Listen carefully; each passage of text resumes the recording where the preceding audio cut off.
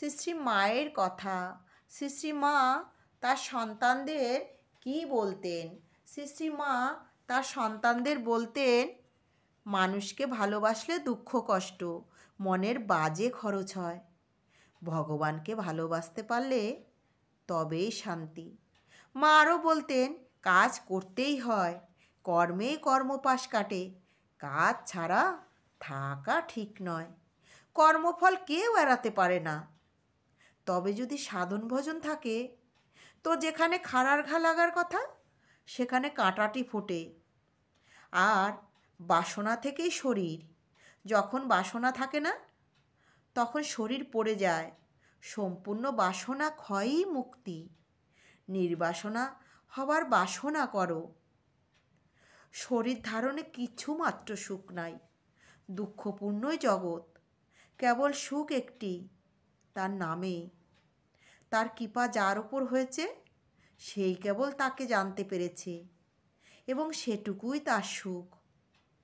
বিপদ আপদ আসবে না মনে করা অন্যায়, তারা আসবেই। তবে ভক্তের কি হয় জানো? পায়ের তলা দিয়ে জলের মতো বেরিয়ে যায়। মা তার সাধু সন্তানদের সম্বন্ধে বলতেন, সাধন বলো ভজন বলো প্রথম বয়সেই করে নেবে, শেষে কি আর হয়? যা করতে পারো এখন, সাধু হয়েছে, ভগবানকে ডাকবে না তো কি করবে? তার যখন ইচ্ছা তিনি দেখা দেবেন। মা তার গৃহী সন্তানদের সম্বন্ধে বলেছেন, ঠাকুর বলতেন, যারা আমাকে ডাকবে তাদের জন্য আমাকে অন্তিমে দাঁড়াতে হবে। এটি তার নিজের মুখের কথা। যারা একধারে স্বামী অন্য ধারে ছেলে নিয়ে সংসারে তাদের সেবা করেও তাকে ডাকতে পারে, তারা নিশ্চয়ই তার দেখা পাবে। সর্বদা ইষ্টচিন্তা থাকলে অনিষ্ট আসবে কোথা দিয়ে?